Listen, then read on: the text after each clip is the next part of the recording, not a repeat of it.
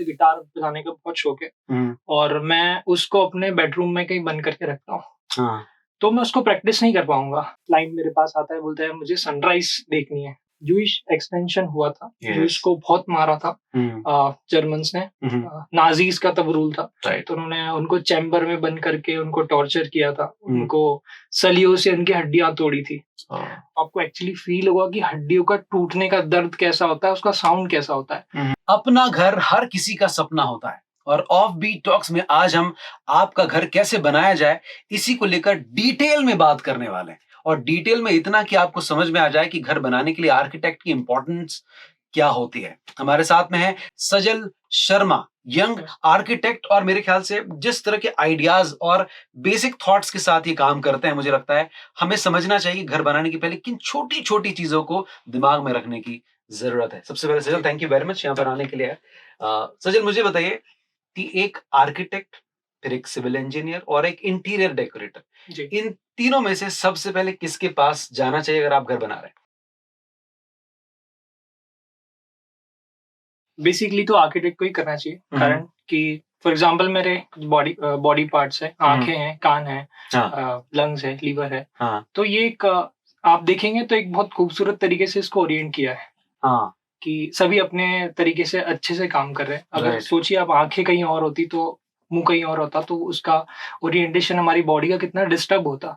तो this is called architecture of body.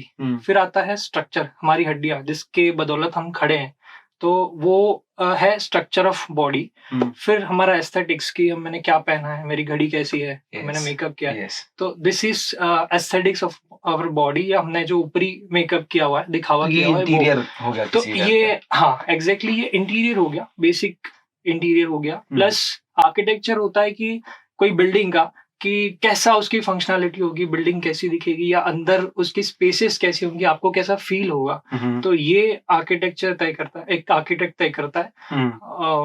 Plus फिर एक सिविल इंजीनियर उसका स्ट्रक्चर तय करता है कि कॉलम्स कहाँ होंगे, बीम कहाँ होंगी। तो ये स्ट्रक्चर इंजीनियर तय करता है। फिर इंटीरियर डिजाइनर तय करता है कि उसमें एक फर्नीचर की कहाँ जरूरत है, कहाँ नहीं है। तो जरूरत तीनों की है, लेकिन स्टेजेस अलग अलग है। लेकिन सबसे पहले आर्किटेक्ट की जरूरत होती है बेसिकली कि मुझे बिल्डिंग का मेरा प्लॉट आ गया तो उसमें कहाँ प्लानिंग करना है, या किचन कहाँ होना चाहिए, या ड्राइंग रूम कहाँ होना चाहिए, लिविंग रूम कहाँ होना चाहिए। तो ये सब पहले तय करता है आर्किटेक्ट। लेकिन अगर स्ट्रेट ये क्वेश्चन पूछ लूं मैं आपसे कि आर्किटेक्ट आखिर होता क्या है, करता क्या है?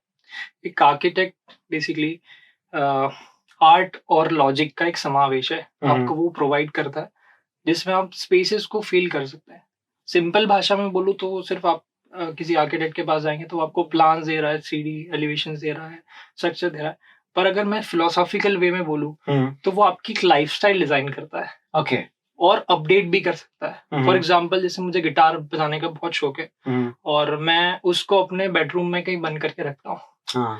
तो मैं उसको प्रैक्टिस नहीं कर पाऊंगा। लेकिन अगर मैं ऑफिस में बैठा हूँ और मैं उसको ऑफिस में कोई एक कॉर्नर स्पेस में सजा के रखूं, तो मैं बीच बीच में ब्रेक्स में उसको प्ले कर सकता हूँ, जिससे मेरी प्रैक्टिस होगी। तो ये एक ओरिएंटेशन, स्पेस प्लानिंग हो गई कि मेरी क्या आदत है, उसके हिसाब से मैंने गिटार प्लेस किया। तो ये एक आर्किटेक्ट करता है। ठीक है। प्लस फॉर एग्जाम्पल जैसे मान लीजिए आपको क्लाइंट मेरे पास आता है, बोलता है मुझे सनराइज देखनी है, तो मैं उसके बेडरूम के पास में, बेड हेड के पास में स्लिट विंडो डिजाइन करता हूँ। तो जैसे ही वो उठेगा, हो सकता है वो सूर्य की किरणों से ही उठे, सनराइज की पहली किरण से वो उठे। तो ये होता है कि डायरेक्शनल प्लानिंग, मैं कैसे चीजों को प्लेस कर रहा हूँ। अब आप बोलते हैं कि मुझे शौक है बुक पढ़ने का, लेकिन मैं पढ़ नहीं पाता हूँ शाम को। तो एक स्पेस मैंने उसके लिए डिजाइन कर दी कि एक बालकनी है, उसमें मैंने झूला लगा दिया। आप शाम को जाएंगे वेस्ट साइड में प्रोबेबली, तो झूले पे बैठ के आप किताब पढ़ सकते हैं। प्लस उसके पास में एक टेबल है जहाँ पे चाय आप रख सकते हैं। तो एक प्रॉब्लम आपकी सॉल्व हो गई। इससे क्या होगा, आपकी आदतें बन जाएगी, आपको वहाँ अच्छा लगेगा। अब मैं आप किताब पढ़ेंगे कोई कॉर्नर में बैठ के जहाँ पे गंदी सी दीवार है, आपको अच्छा नहीं लगेगा वहाँ पढ़ना। आपकी आदत होगी, माना आपको करना भी चाहते हैं, लेकिन आपको वो स्पेस अच्छा नहीं लगेगा तो आप वो कर नहीं पाएंगे। तो हमारा क्या काम होता है कि हम स्पेस को उस तरह डिजाइन करें कि जो उस स्पेस में काम किया जाना है वो अच्छे से हो, व्यवस्थित हो। एक एग्जांपल और है, वर्ल्ड वॉर 2 में आपने शायद सुना होगा, जूइश एक्सटेंशन हुआ था, जूइश को बहुत मारा था जर्मन्स ने, नाजीज का तब रूल था, तो उन्होंने उनको चैम्बर में बंद करके उनको टॉर्चर किया था, उनको सलियों से उनकी हड्डियां तोड़ी थी, तो ये फेज उन्होंने देखा था, फिर उनको भगा दिया गया था। तो उसको लेके 2002 में डेनियल लेबिस्की करके एक आर्किटेक्ट है, उन्होंने जूइश एक्सटेंशन म्यूजियम डिजाइन किया बर्लिन में, जर्मनी में। तो उसको इस तरह डिजाइन किया है कि आप एक एक चीज वहां पे फील करेंगे कि जूइश के साथ हुआ क्या है। जैसे कॉरिडोर्स में उन्होंने प्लेट्स, मेटल प्लेट्स बिछा के रखी हैं, तो आप वहां पे वॉक करेंगे तो आपको एक्चुअली फील होगा कि हड्डियों का टूटने का दर्द कैसा होता है, उसका साउंड कैसा होता है। आप सीधे सीधे जाएंगे, एक कॉरिडोर ऐसा है जिसमें नैरो हो रही है स्पेस, आपको दबाव महसूस होगा कि आपके साथ में आप एंजाइटी को फील कर पाएंगे कि कोई आपको दबा रहा है, ऑप्रेस कर रहा है, तो कैसा फील होगा। वो चीज है। प्लस एक गार्डन है जिसका नाम है गार्डन ऑफ एक्साइल, तो वहां पे आप वॉक करेंगे तो आपको पुश लगेगा कि कोई मुझे धकेल रहा है। तो ये उन्होंने जो आर्ट है और आर्किटेक्चर को समावेश करके जो फील कराते हैं स्पेसेस को, वो उन्होंने किया है वहां पर बर्लिन में, कि आप चाहेंगे तो पूरा आपको स्पेस फील होगा कि उसके साथ क्या हुआ। तो सिमिलरली अगर आप जो अपना घर डिजाइन करवाते हैं आर्किटेक्ट से, तो आप वो सारे अच्छी चीजें फील कर सकते हैं जी, जो आपके घर में आपको होना चाहिए, जैसा आप फील करना चाह रहे हैं वो एक आर्किटेक्ट आपको लाइफस्टाइल डिजाइन करके दे सकता है। तो ये एक आर्किटेक्ट का काम है actually. Very true, very true. Architect से सबसे ज्यादा जिस चीज की उम्मीद की जाती है वो सूदिंग स्पेस क्रिएट करने को लेकर होती है। आपसे जब कहा जाए तो कैसे, how will you create that space? जैसे मैं आपसे पूछता हूँ कि आप एक ऐसी जगह बैठे हैं, सूदिंग जगह, मान लीजिए आप सूदिंग जगह पे बैठे, ठीक है, और एक विंडो है आपके घर में या कोई भी एक होटल में, प्लेस में, वो विंडो से आप क्या देखते हैं बाहर? आप थोड़ा बताएंगे, आपको क्या लगता है कि आप विंडो से क्या? मैं अपने घर के बाहर देखता हूँ तो खुला सा मैदान है, हरी हरी घास होती है, दूर दूर तक पहाड़ है, आकाश है। आप देखते हैं नेचर, आप कनेक्ट होना चाहते हैं नेचर, जैसे आप नेचर से कनेक्ट होते हैं आप सूदिंग फील करने लगते हैं। आपने देखा होगा आप पानी के पास जाते हैं, सूदिंग फील करने लगते हैं।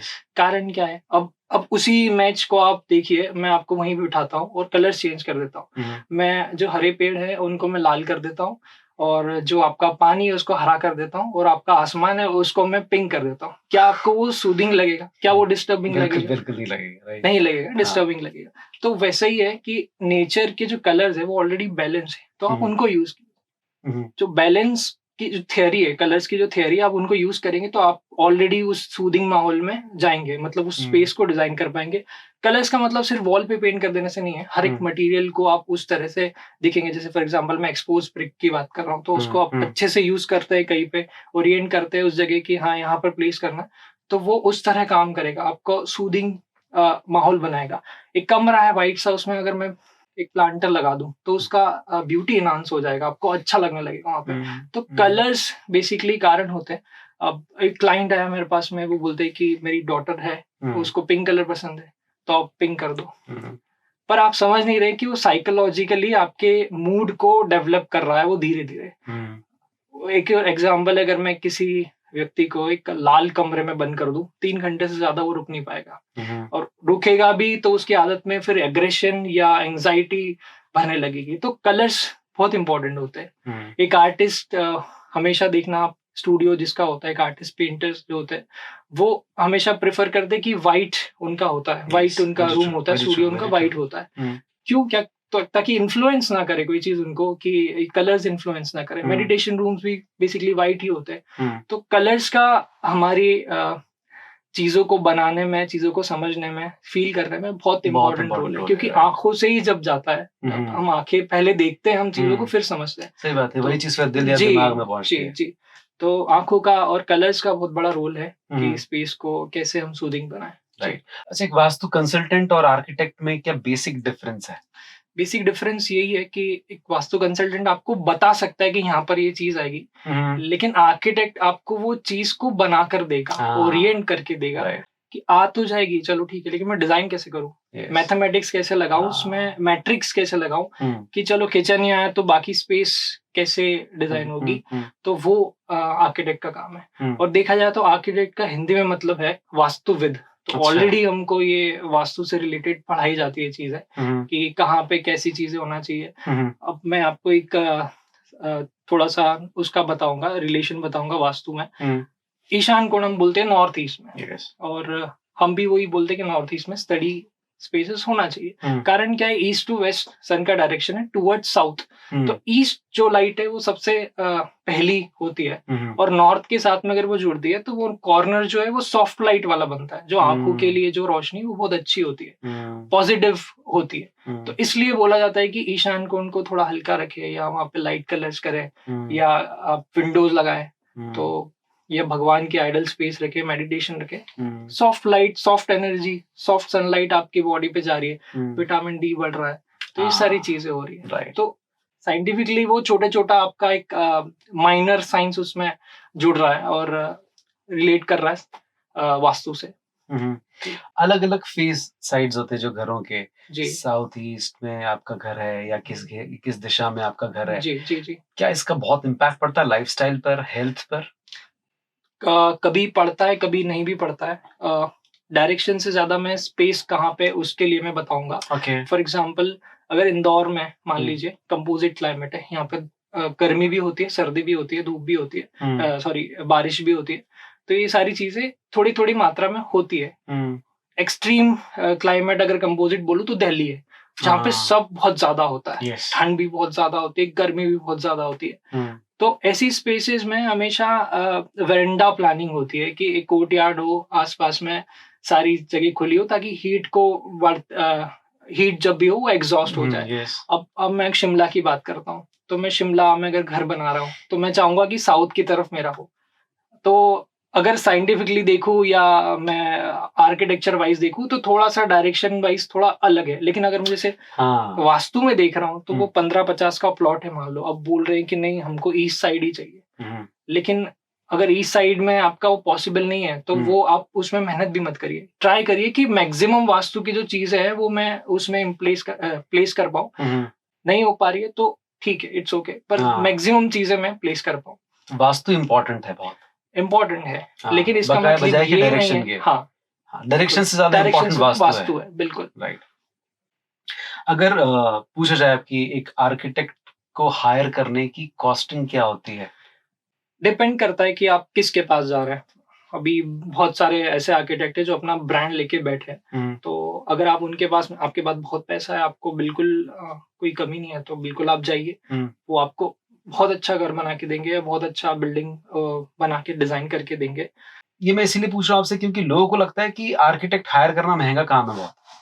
ऐसा नहीं है यार, एक आर्किटेक्ट अगर आप हायर कर रहे हैं तो वो आपको एस्टिमेशन कॉस्टिंग करके दे रहा है, आपको प्लानिंग करके दे रहा है, 15 से 16 ड्राइंग्स आपके पास में घर बनने से पहले आ जा रही है, तो आपको पूरा पता चल रहा है, आपको टाइमलाइन पता चल रही है, आपको एग्जैक्टली क्या बनने वाला है वो पता चल रहा है, आपके दिमाग में सब कुछ पिक्चर आ जाती है। जी, आप एररलेस हो जाएंगे उस टाइम पे कि नहीं यार मुझे ये चीजों के लिए इतना पैसे देना है। अब आप सीधे अपने मन से काम करा रहे हैं या किसी ठेकेदार से काम करा रहे हैं तो एरर की चांसेस बढ़ जाएंगे।